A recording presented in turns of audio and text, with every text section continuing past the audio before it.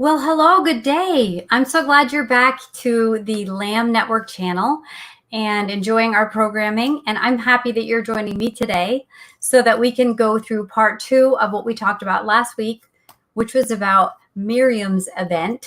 And so welcome. I'm happy you're here. I'm actually going to turn the chat on in a minute.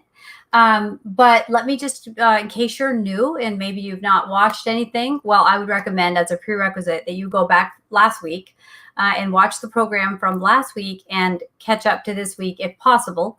But my name is Dr. Robin Gould, and my website is newcovenantpath.com. And there's contact information for me there, and feel free to reach out to me. And I'm out of office until June 30th with some things going on, but I'll get back to you after that. But anyway, there is the chat today. So I'm going to actually apologize. I always do every week. I have to apologize that I wear glasses to read my notes, and you see my ring light, so you see that. So it's a pet peeve of mine when I'm watching YouTube and I see the ring light in people's glasses.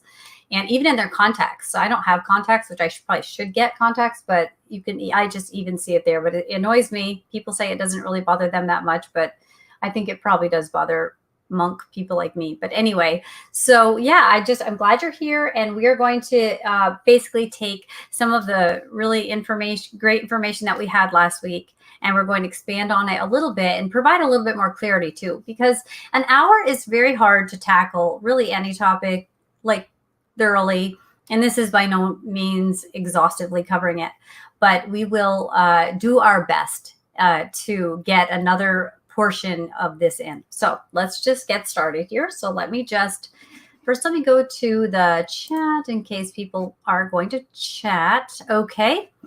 And let's see, let's go, let's just recap. Actually, let's do a recap of what we talked about last week and what we're going to talk about this week. So what we discussed last week was we talked about Miriam, and Miriam is Moses' sister, his older sister, who is a very significant biblical figure. You might not read tons about her, but what you read about her is very dynamic and exciting. This is a prophetess woman who has played a very instrumental role in Moses' life.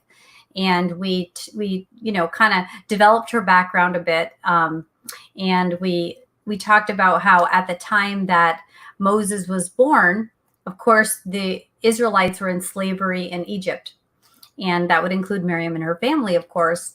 And we even discussed how the sages believe that the two midwives that didn't kill the Egyptian babies, remember? That this was actually Miriam and her mother, and this would have been Miriam they say about 5 years old. And so it would be, it's a highly intelligent child with a lot of skills and abilities.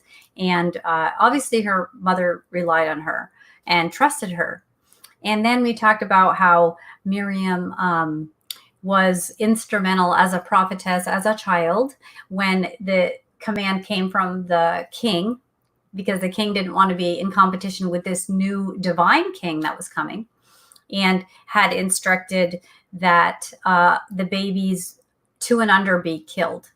And so a lot of the couples, Israelites, were separating or even divorcing so that they wouldn't, have children that would be killed. And so Moses was a twinkle in Miriam's eye as a prophetess, and she actually told her father to reunite with her mother, because the child they would conceive would be the savior of Israel from bondage of Egypt. So that would be the deliverer. So her father listened to her, and they came back together. And then you have the story that we read last week in Exodus, where you have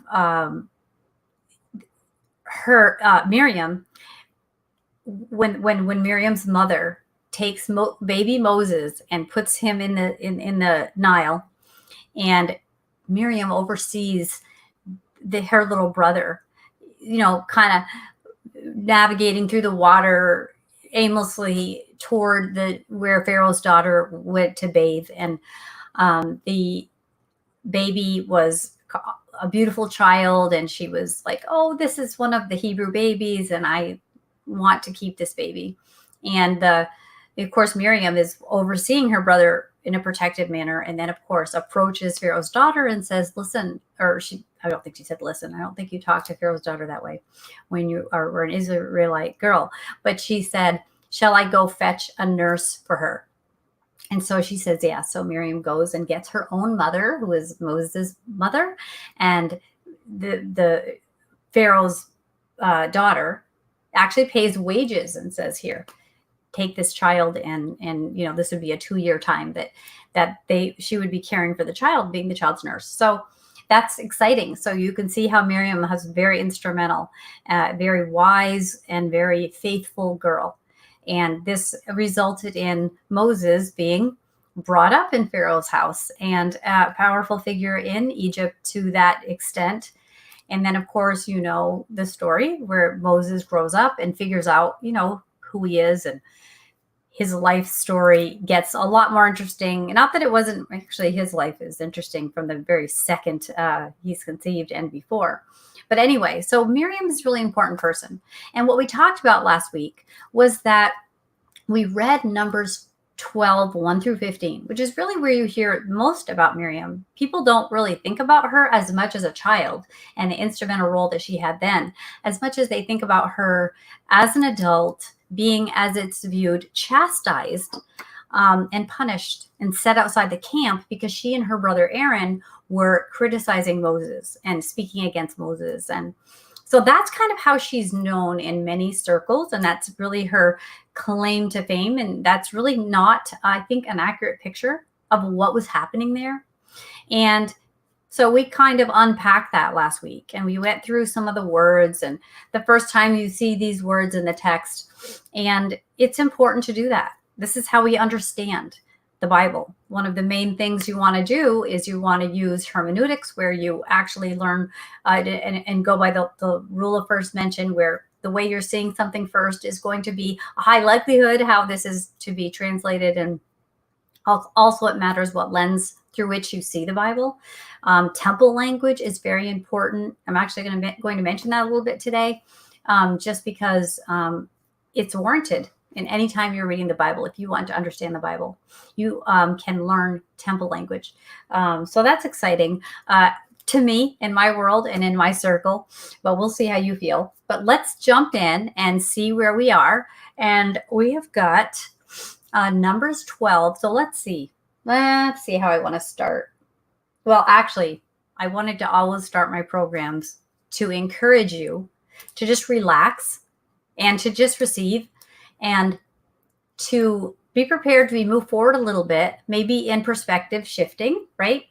And when we learn a new thing, this is exciting, because my favorite thing to tell you is that the future begins now. So I always like to start my teachings with the future begins now. So whatever we learn to do better, the future begins now. So be encouraged. So let's get to Numbers 15. I'm trying to avoid the light. 1 through 50. Actually, Numbers 12. 1 through 15. And I'm going to actually share the screen here. And let's get this there. Okay. So here we go. Let's start reading. So it says, then, and this is what we read last week. Then Miriam and Aaron criticized Moses because of the Cushite woman he had married, for he had taken a Cushite wife. Does the Lord speak only through Moses, they said? Does he not also speak through us? And the Lord heard this. Now Moses was a very humble man, more so than any man on the face of the earth. And suddenly the Lord said to Moses, Aaron, and Miriam, you three come out of the tent of meeting. So the three went out, and the Lord came down in a pillar of cloud and stood at the entrance of the tent and summoned Aaron and Miriam. When both of them had stepped forward, he said, hear now my words. If there is a prophet among you, I, the Lord, will reveal myself to him in a vision. I will speak to him in a dream. But this is not so with my servant Moses. He is faithful in all my house. I speak with him face to face, clearly and not in riddles. He sees the form of the Lord. Why then were you unafraid to speak against my servant Moses? So the anger of the Lord burned against them, and he departed. Okay, so that's part of what we read last week. And I hope I'm not going to be sneezing this whole thing, but I am allergic to the planet. So bear with me in allergy season. Okay, so I want to talk about a few of the things that we are actually reading here. All right, ready? The first thing I want to mention is that what we talked about last week was that Miriam was not being punished when she was put outside the camp, which we're going to read in a minute. That Miriam was being restored, that there was something she needed, and then the father, the perfect parent, was providing. So I want to go through this line by line again. We're going to make the points that we need to make, which are, I'm not going into them with the same detail as we did last week, and catch up on that if you can. But we're going to we're going to add a few things. We're going to cover the basics. So what we discussed last week was we had talked about, let's see here. Let's see. Okay, about Miriam becoming leprous and the words white as snow. And what does that mean? We're going to look at that. And how Moses, of course, took up for her and asking God to heal her. And the Lord saying to Moses about her father spitting in her face, right? So remember that from last week? And what we did was we learned that the word but is not in the text. So it wasn't heal her, Lord, but the Lord said, listen, no, it was heal her. And the Lord said, if her father had but spit in her face, she would not have been disgraced 7 days. And what we had learned was that she had approached her earthly father and he did not shame her. He did not send her away. He did what she said. So she was not shamed. So this isn't the Lord coming into alignment with an angry father. This is the powerful creator who's going to restore his daughter. You don't restore people by shaming them, right? You restore them by healing and what needs to be healed. And so she was confined outside the camp, as he says, for 7 days. And then she can be brought back in. And so that she is confined outside the camp and nobody left until she was done. Okay, so let's get into this a little bit. And I'm going to pick out these blue words here. Okay, so one of the things that's very important to remember is that it says, one thing that's interesting, and I just want you to remember, the Bible does not just like flagrantly invent sentences to be wordy, okay? This is not that kind of a book. So here's what is interesting. Miriam and Aaron. Now, Miriam is the center of attention, and Aaron is not getting, this big chastisement like Miriam is allegedly getting. So we talked about that last week, that Miriam had a very central role in Moses' life. She was very important. Very important people have more responsibility and more territory. They're going to have a struggle. They're going to have more is required of them. And it's harder to be successful. So remember that. Aaron, in his childhood, was not in his formative years what Miriam was. Very different experience. As an adult, he was brought on to be the order, but that's still different. Moses wouldn't even be here if it hadn't been for Miriam. One thing that's interesting, it says that they were talking about against Moses, right? Like, doesn't the Lord speak through us too? Right? And then it says, and the Lord heard this. So that might be like this small sentence, and you might think, well, yeah, he's everywhere. He's omnipresent. He's omnipotent. He's omniscient. He's everything. Yes, he is. And that's not debatable. But I think it's interesting that it's implied that he is, right? He created all. But it says the Lord heard this. It's informing you he heard this. So what to me, right? And remember, I'm an attachment specialist. I see the Bible through an attachment lens. It's all about restoration. It's all about love. It's all about the sacred space. So the Lord heard this. What does that tell me? That he is very present. and that he was there and he heard something's happening, right? He's interacting. Of course, he already knows what's going to happen, right? He knows everything, but he heard what happened. So he heard this. So he's there. He's our present help. And so he wasn't leaving everybody to their own devices to try to figure out how to be this Miriam that's got to hang back with this leader Moses, when she was really always the instrumental one that was very important. And so let's get into some of these blue words here. And I'm actually going to share screen again. I'm getting okay with this technology. I'm never nervous about talking in front of people. I'm nervous about the technology and me being friends. So far, that's been okay. Okay, so let's get here. And suddenly, right? So right then, without procrastinating, without waiting, this was the time. The Lord says to Moses, Aaron, and Miriam, this is what he says, you three come out to the tent of meeting. So there was something going on that needed attention. And he did not, in front of everybody else, this is your first clue. Is he shaming Miriam? No. We do not shame in front of us. When we rebuke, it says to rebuke privately. I probably should have brought that scripture and so I could reference it for you, but you've read it and you can find it. We are not to shame. We rebuke in private. So he says, you three come out to the tent of meeting, right? This sacred space. Come to the safe place, the safest place. He's like, I want to talk to you. So the three went out, and the Lord comes in the pillar cloud, right? This is where heaven and earth meet. And he stands at the entrance of the tent, and he summons Aaron and Miriam. So he tells them, come forward, come close, come near, right? Come near me. Come into this place and be close to me. So they both, when they had both stepped forward, so he didn't yell this across the room. He wanted to be close.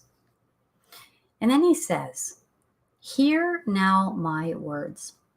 So what does a parent say when they are realizing that their child's in some sort of trouble? They are needing some sort of healing, some sort of intervention. You're like, okay, I want you to hear me.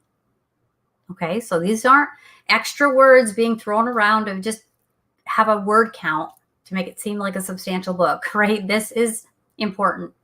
Hear my words. And then he proceeds to describe how it's like he kind of defends his actions. Like, I think that's kind of interesting. Like, he defends his actions. He says, or does he? I mean, what do you think? Chat me up. Let's see. I'm trying to think of how to make sure I get this. Oh, look, I do see people. Hold on one second. Oh, hi, Marie, Deborah, Kathleen, Andrew. Oh, thank you. I don't think I was doing the chat right last time. I must have missed people. But anyway, thank you. So here we go. He says, I, the Lord, reveal myself to prophets in dreams and visions. But Moses, I do something different. I don't go by parables and riddles. I speak to him just face to face, right? Just clearly. Because there's a reason Moses is to be interacted with this way. He's equipped. He has the ability. Whatever it is, he can do it. So that's why I speak to him this way. Now listen, Moses grew up in Pharaoh's house. I don't know, maybe that there was some ego presence he had where he could, I don't know. But when I say an ego presence, I mean a space that a person dares to take up, but in a humble way, because he says Moses is the most humble person on the face of the earth. What a sentence. Imagine being the most humble person on the face of the earth.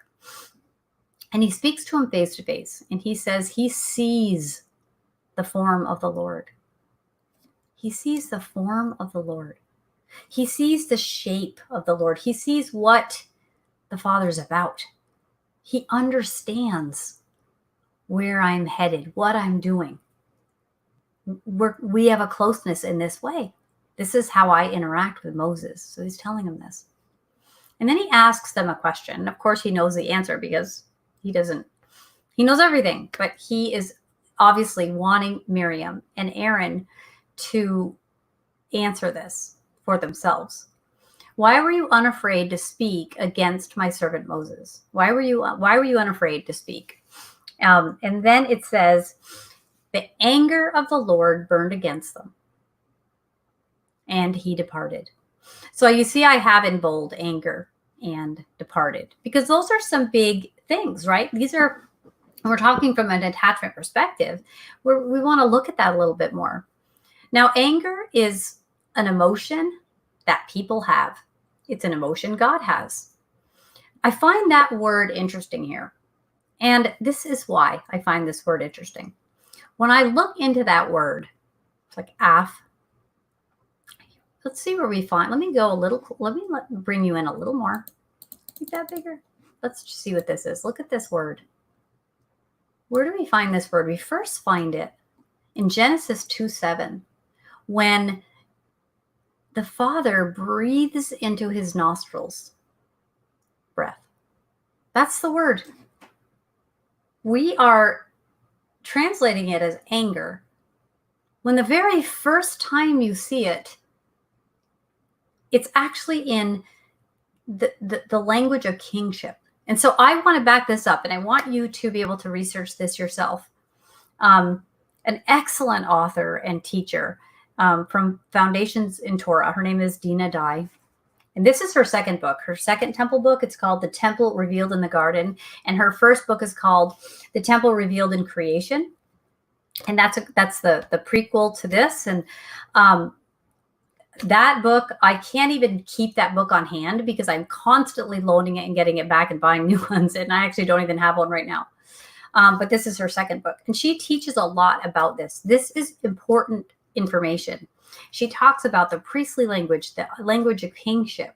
She talks about temple language and how this helps you to understand the dynamics of things that are happening and the special role Adam had.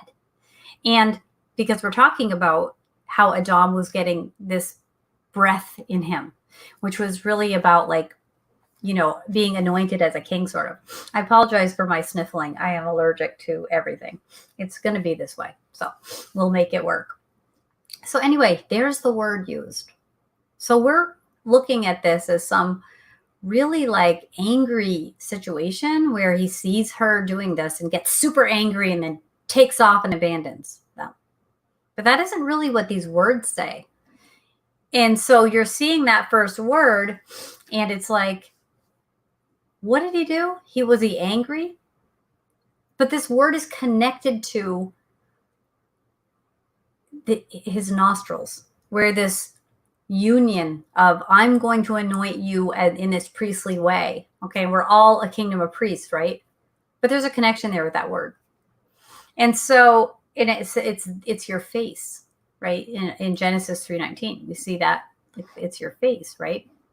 So now let's look at the word here for departed, because he was angry. So he's reacting with his nostrils. He's reacting with a part of him that ordained Adam as his priest and gave him a job to guard.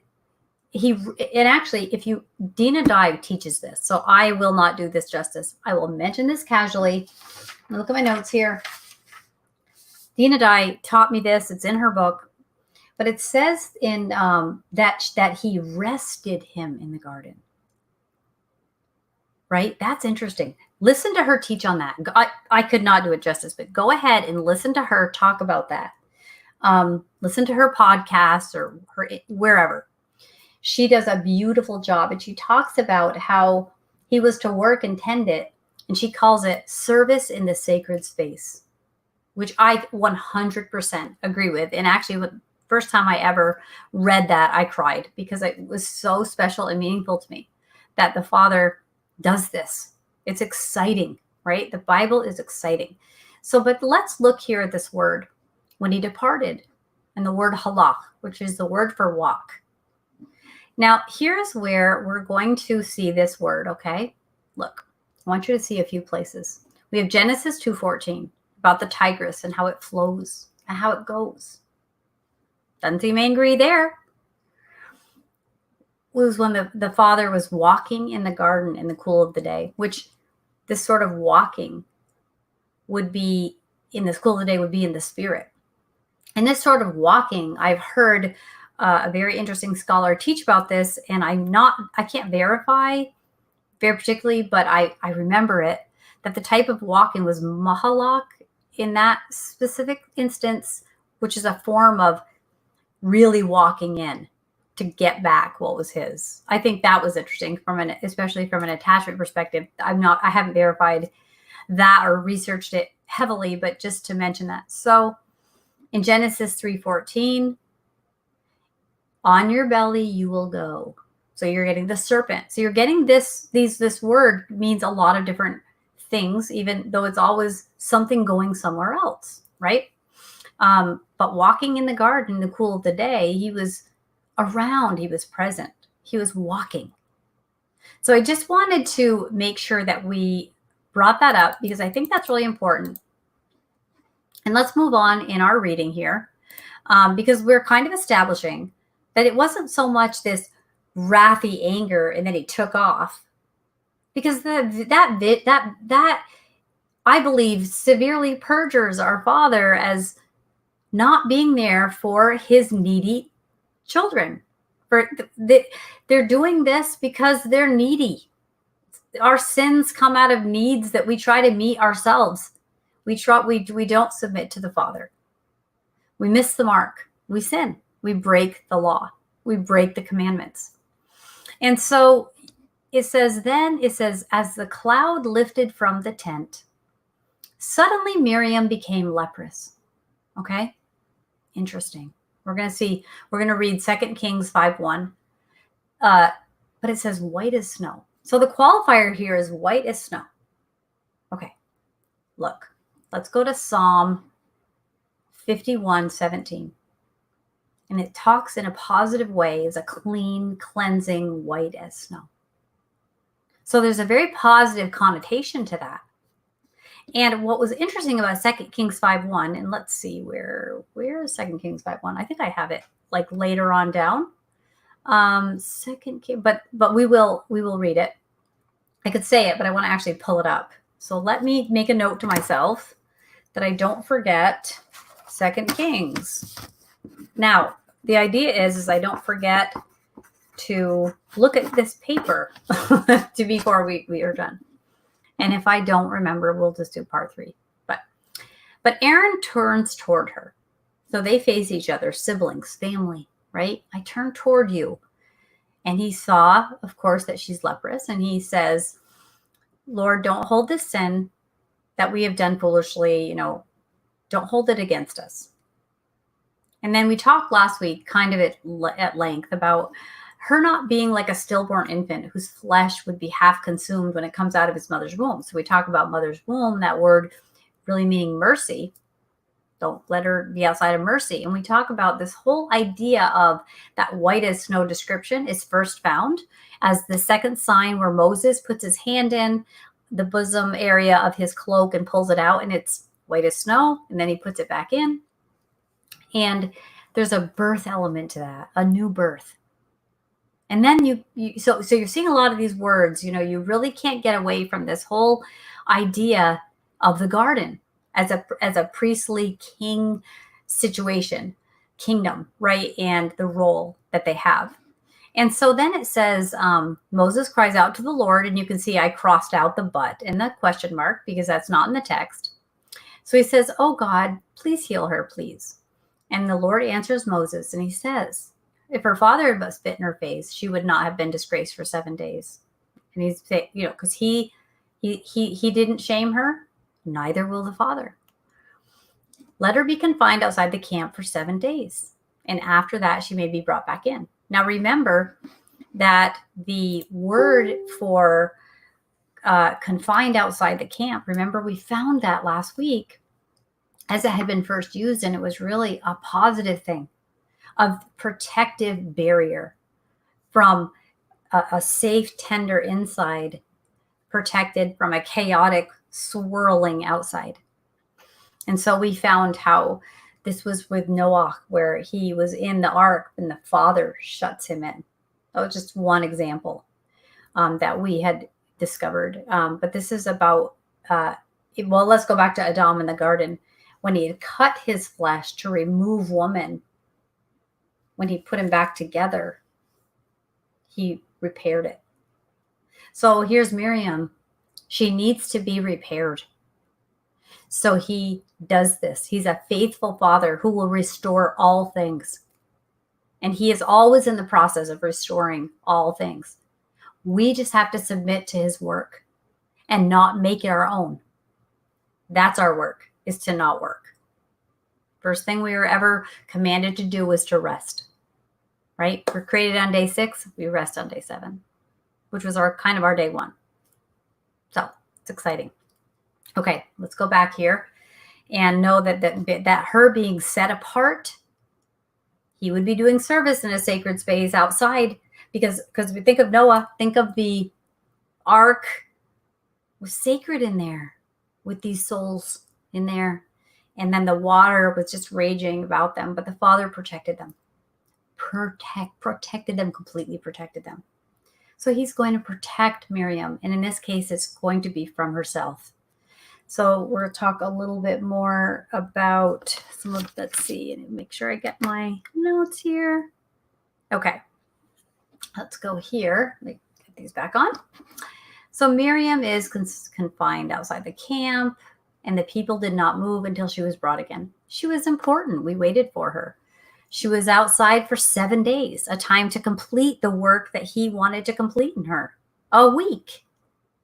Did he take Miriam away from the group to shame her for a week, or did he give of himself for a week to repair his daughter? That he understood. And not Aaron. Aaron, he wasn't struggling in the same way. He could be instantly, come and talk to me. Okay, sorry. But Miriam needed a deeper process because she had been given a deeper role as a young child. And so one of the things we talk about, actually here, let's read about leprous. Let's read this really quickly. Let me just share screen. Here we go. Here's 2 Kings 5:1. I knew I had it. Now, Naaman, the commander of the army of the king of Aram, was a great man in his master's sight, and he was highly regarded, for through him the Lord had given victory to Aram. He was a mighty man of valor, and he was a leper. He was a leper, this mighty man of valor. So what does that tell me about what a leper is? It tells me it's somebody that needs healing. It doesn't necessarily mean this horrible person, but it is someone that needs healing.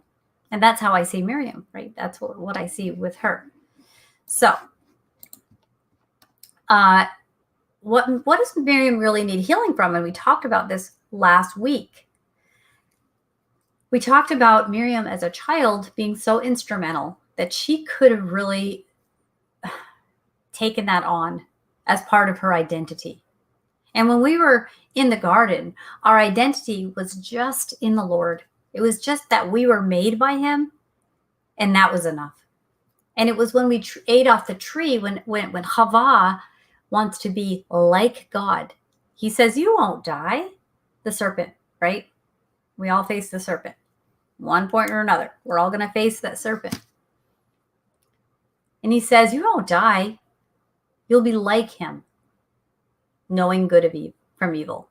And she saw that this fruit looked good and it would make her wise. And so she eats, gives it to her husband who is standing there with her, and then he eats. So what are they trying to do? They're not trying to walk in the humanity as they were created, worshiping God. They want to compete.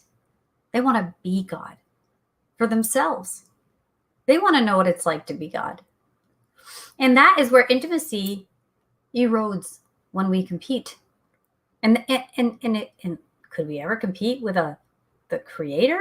Well, no. But we will die trying. We will die trying to do that. The name Miriam means bitter. And the name Aaron means exalted or lofty. Interesting that Miriam had this enormous role, but her name in the end is kind of viewed as bitter. And Aaron shows up kind of in the last few scenes, but he's exalted. So what's bitter? Like, what was happening? What is happening? There's some sort of departure in Miriam from her true self. And so, like I shared last week, in psychology, we call this the false self. That would be so now in psychology would have a secular idea, but I'm going to bring this into the word. The false self would be the I want to be God part. That's not our true self, because the only self that is made is by the creator of the universe. That's the only self you have. When you build a false self, in this case, Hava wanted to be like God. So she could be the judge. She could say what was good and what was evil. She does not have that ability. She will never have it. But when you're trying to build a false self, you need attention. And D.R.E does a great job. I was recently rereading some of her things, so I really just have her on the brain, and it really fit in anyway with the message. And she talks about the word that they weren't expelled from the garden, but like an apostle, they were sent. So here's the book. This is her second book. Please get these books. Enjoy these books. They are excellent books. But this isn't a punishment. This is an intervention. And everything is not about people failing. It's about people learning. Because did they fail by trying to be like God? Yes, they failed at being human. And all they had to do was be human, because they wanted to go to that next level and be God in their lives. You cannot be God. You are not God. You are a person. I hope you find relief in that sentence. There is relief in that. You have a God who loves you, who makes the law, and you are the person who loves God, who obeys the law. That's who we are. And there's no shame in being human. There's no shame. There's no confusion in who we are when we let the Father have his place and we keep our place. If you go to my website, newcovenantpath.com, I have a very personal blog that I do share. It's called Learning to Know the Difference. And we talk about boundaries. We talk about pain. We talk about what do we do when we're in pain and we want to cover it. We want to cover our brokenness with our own actions. We are forgetting that we are to be rescued, that he will always rescue us. It might not always look the way we wish rescues would look, but it'll always be what you need to be restored.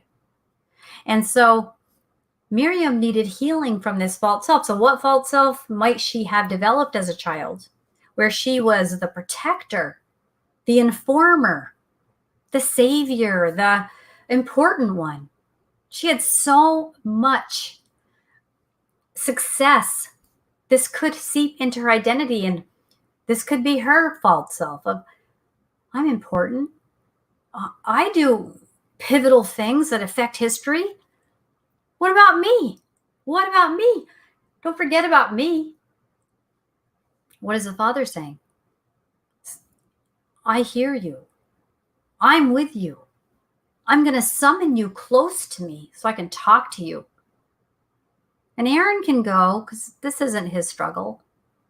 He's faced the music and this work's done, but you need me now. I've got to separate you from this big, huge crowd of traumatized people. And I've got to bring you into a place where you can hear me and be reminded that you will have no input with this group. And you are still worth waiting for. You are still worth loving. Just because I made you, you can't earn that love. You cannot reject that love. It's going to seep in. The Father loves all of you. You can reject it, and yet not really. His work is perfect. And he is the Redeemer, and he is the God who restores. He is Miriam's shade from the heat. And the heat was, doesn't God speak through me too? What about me? Don't I have a role here? Aren't I important?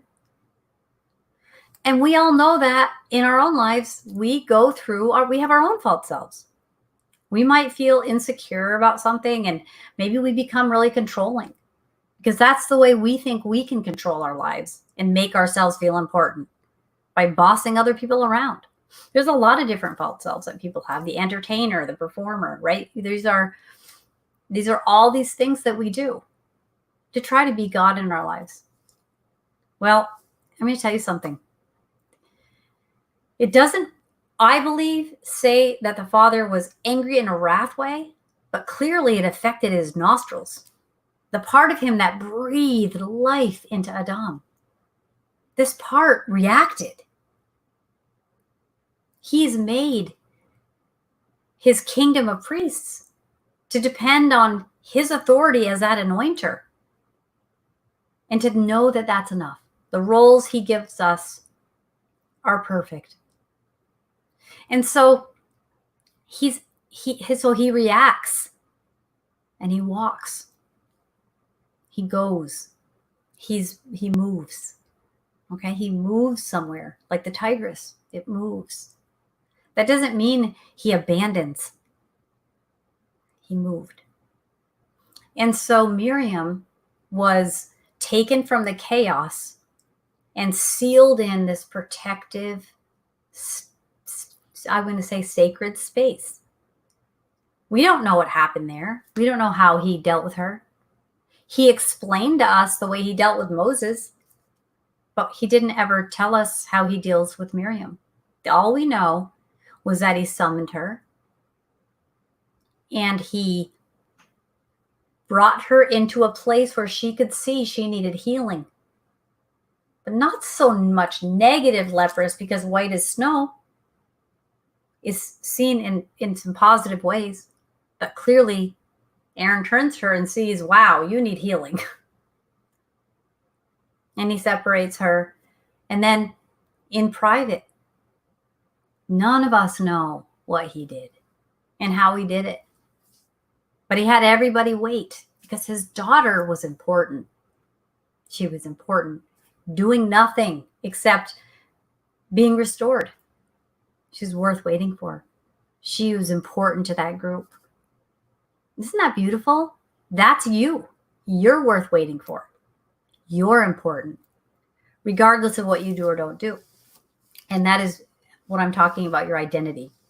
Now, do we obey the laws and walk into our destiny? Absolutely. But that's not your identity. Your destiny is your calling. Your identity is your Father's delight of you. And you can't give that to yourself, and so you certainly can't remove it from yourself. So that's where psychology and the Bible do meet beautifully. The false self. Very important piece of information to keep in the back of your mind, in the front of your mind, as you face the serpent. And he tells you, you can be like God. You can be the judge. You can judge yourself. You can judge others. You can decide. Just boss them around. Tell them what to do. They're not doing it well enough. They're not as good as you. You're amazing. You're funny. You're like the life of the party. When you get there, everybody's happy. Please don't miss the party. You're very important. All of this can be true on some level, that our gifts are in operation. But when we let that determine who we are, we need to be taken and dealt with. It is not good for us to replace our relationship with the Father with our own efforts, with our own actions. We do not cover ourselves. The Father covers us. The Father takes our confusion when we feel naked and ashamed, which means confused. That's confused when we're confounded about who we are. He covers us, and he sends us out like an apostle, like D.R.E says, and for a role, because you're useful, but not because that's your identity, but because all the mistakes you make and all the victories you have and all the things you learn and all the things you're going to learn are all about what you have to bring to the table, what you've learned, the humility you've developed. The bigger your humility, the smaller you become to get through that little gate. And you can do this. You can get through that gate You can do it. So when you are in a situation and you're feeling like all of these parts of me that make me amazing aren't really the things that make me amazing. The Father, because he created me, made me amazing. And it's not my work that did it. And it's not even my gifts. It's all about him. Because he makes everything about me, for him, for his own glory. That's a chain of love that it's hard to wrap your head around. Because in religious systems, we get into a lot of the more you hate yourself, the more God knows you must love him. When really our first and primary things are to love the Lord your God with every ounce of everything in you and to love your neighbor more than yourself as yourself. And we are called to love our neighbor. We are called to love. That would include you. Not in the same way we love God with every single part of every bit of us. That's worship. We worship the Father. We revere the Father. We fear him in that way of trust. We know when we cross over into his territory, he's going to bark us out in whichever way that wonderful Father will. And in this case, he separated his beloved Miriam. He was with her every minute as a child, as she went through and spoke up to her father. He was her authority, and she's like, come back together and make Moses. And he listened. And the Father, he was there, inspiring her to do this. And then she watched her brother. Think of the way that might feel. These people in the Bible are humans, and they're like you. And when their loved ones are gone and taken from them, they're concerned. And she stood over and watched. And she was at the right place at the right time, right? And she was able to save him again. Be a part of how he's created, then be a part of how he's saved. And then reunite Moses with his mother in those precious, tender years for him to become this prominent figure. And the Father was there and he saw all of that. And he knew my Miriam is just like all the other humans I've made. And she is going to probably struggle with all this success. It could be confusing. That's a lot of big stuff she did. And Moses is a pretty big deal. And she was the genesis of Moses, really. So might she need a little help in dealing with all that success and all that important stuff she did? Well, yeah, she needs help. So I'm not going to shame and abandon her. I'm going to take her and restore her. And it's going to affect the part of me that gave life, purpose, everything to Adam. That part, that intimacy, that breath, right? That breath, that grace, that everything. It's actually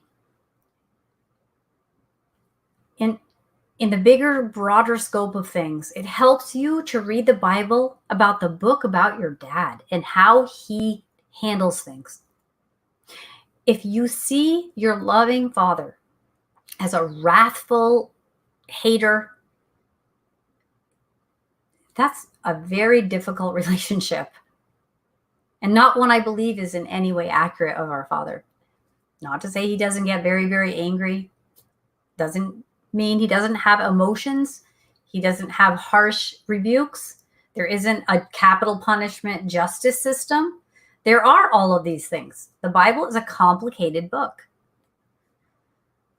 It's a book of many layers of emotions and of feelings and of perspectives. Some of them we can embrace and walk in, and some we need to say, wait a minute, I'm defaulting to my emotional traits and I don't want to do that.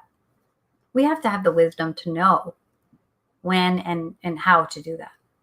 Where does that wisdom come from? It doesn't come from Miriam. It doesn't come from you. It comes from the Father. And that's why he sent us the Ruach, the Comforter, to refine and mold and hold us together, right? To comfort us, to shield us. The Father shuts us in. He shuts the door behind us when that sea is raging because he has got a plan for you. So let's go into our last couple of things here. Oh gosh, this hour goes by so fast. There's so much to talk about. I want to mention something else about, based on what I just said. Let me share the screen here. Let's see here. Boy, look at me in technology. Woo. Let's see here. Shalom, all the people coming on. Deuteronomy 24:8. Just to get into that leprous word again, because I want to make clarity from last week. The word leprous was the same word for leprous. The qualifier of leprous would be the white as snow. And it says very specifically, in cases of infectious skin diseases, be careful to diligently follow the Levitical priests' instructions, how they instruct you. Be careful to do as I have commanded them. And that, again, goes into D.R.E's work and what she illuminates that the Father has given her. That this is the Levitical priests, how they instruct you. Do it the way they say.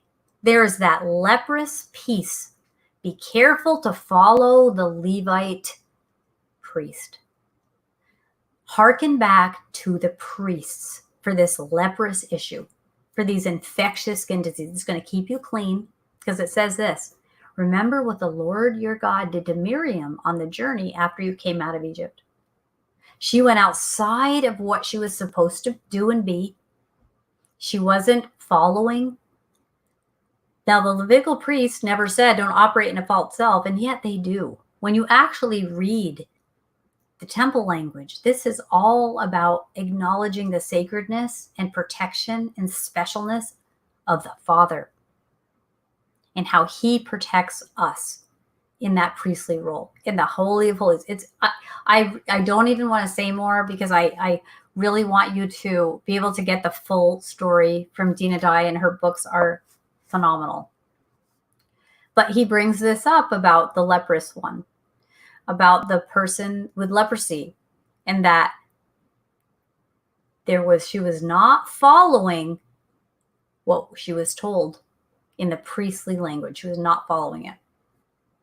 I think that's an interesting connection right there with leprous and with this priestly role that we're given.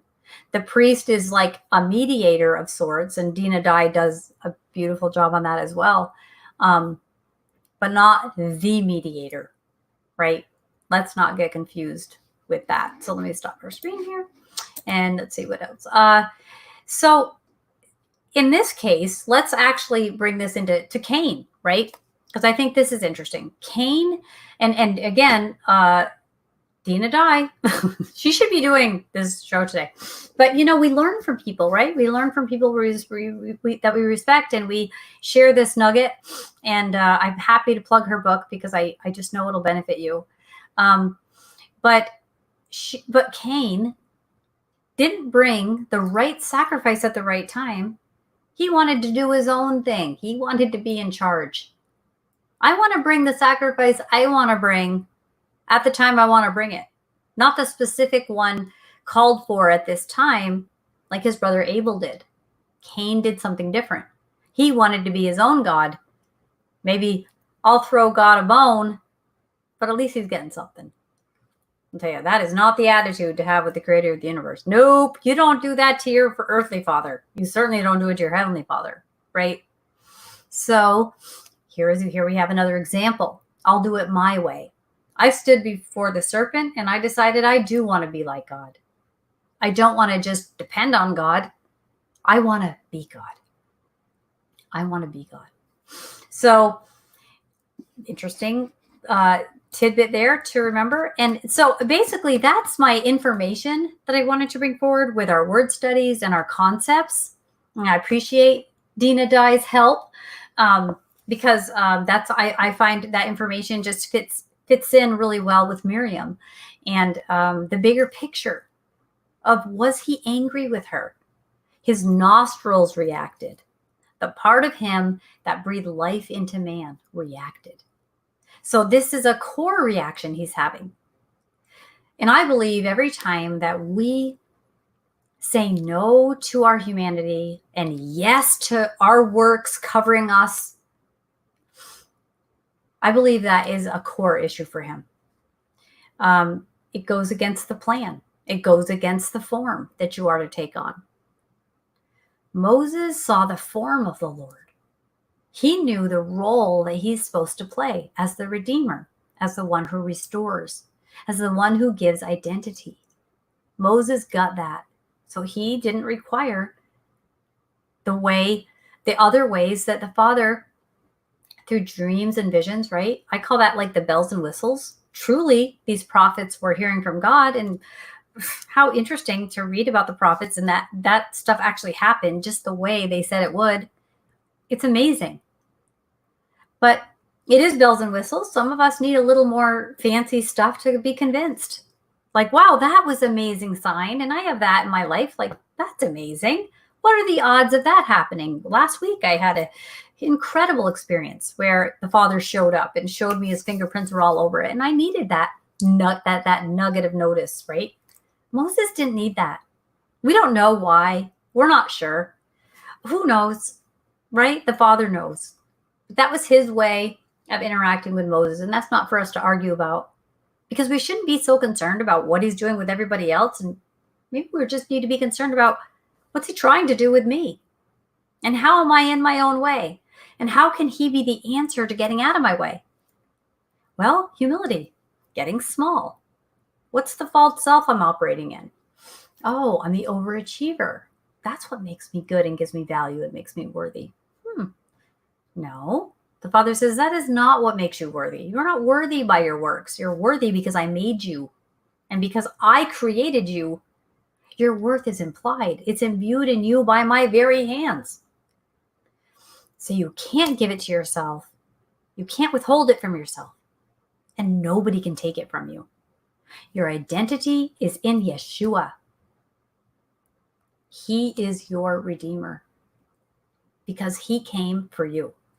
Whoever you are, whoever anybody in the past was, and whoever anyone in the future might be, he came for them. That is the good news. The good news is you are not God. The good news is you're not allowed to try to be God. That's the good news. The good news is that no matter who you are, you will be restored. And there's an answer for every problem that you have. Now, we have our temporal issues, and we have things that we struggle with. I have them myself, so do you. We walk every day in the trials of what we live in. It's very important that we remain in touch with the most important answer of all. And each day, there's going to be a moment. Personally, this is my belief. Each day for me, there's a moment where you are here. Doesn't mean on each day I don't have a lot more moments sometimes, but usually pretty much every day there's a moment. Oh, you're here. And I need him here because this is a very difficult existence on this planet, and he knows it. It's hard. It's hard to live. It's hard to live right. And we deal with a lot in our lives. So let's see. Here is what hi, Laura Lee. Oh my goodness. This is a woman that has done a lot of exploring of false selves with me. And we have triumphed as friends in that. And I love her for that so much. So let's see here. Oh gosh, I'm almost done. So we talked about Miriam. We talked about her life. We talked about her journey. We talked about the way the Father intervened with her, but how that's been translated as this mean, angry God. And really, this was a restoring God. And when we go into those words, we see connections to the very essence of our beautiful relationship with the Father, where he's our God and we're his humans. And it's a beautiful system. It doesn't need any altering. It's perfect. He said it was good. And my friends, it's good. So I hope that the life of Miriam, her failures, her successes, the way she was protected in the time of her need through this way, I hope this encouraged you, because the Father, he is there for you too. Come to him with these false selves, and he knows. He knows you don't need to entertain everybody all the time to be loved. And he doesn't want you to feel that way. He didn't make you the entertainer. He made you his beloved child. And that's enough to be. Doesn't mean entertaining isn't fun. Funny people that like to talk and get the party going, that's fine. Bless others. Be joyful. Get good grades. Be a great runner. Help the poor. Do all these awesome things. Be a midwife. Run a business. Employ people. Rescue dogs. Do all of these great things. But don't get confused with that as being who you are. Even if it's great and it's what the Father would like you to do, your identity surpasses any works, any ideas, any music, anything, even the best things. Your identity is so precious. The very breath of God has been breathed into you for his glory. You're the gift he gave himself. He made it and then gave it to himself. That's you. That's who you are. That's who I am. That's a blessing. So I hope you can embrace that reality, because it's true. And I've really enjoyed talking about this. Oh, and Marie, oh, you are so sweet. And I love all of you people. Yeah, you are just, I have the best people who show up here. And I find it very encouraging. So anyway, there's Miriam's event part 2. And let's read the Bible through an attachment lens. Let's look at the words. And let's challenge some places where we feel like, you know what?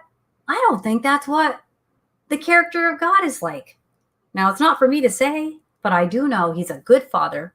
He gave us the example of parenting, of how we are to be. So obviously, he is right there as that loving parent. Maybe some tough love, very soft love, medium love, all kinds of love, but it's always going to be love.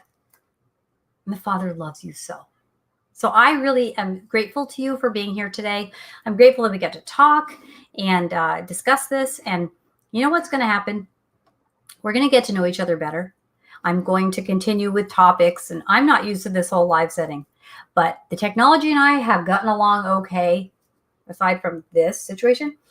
But otherwise, I feel like we are going to really get into some really meaty matter, and we're going to have fun. So I hope you come and see me again in this show, in this program. And until then, I just want you to be blessed. And remember, the future begins now.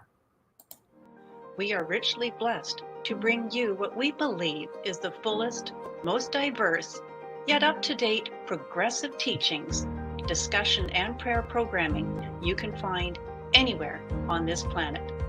Be sure to take the tour of the MessianicLambRadio.com website. I'm Susan Hoogie, thanking you for joining us on the Messianic Lamb Video Network.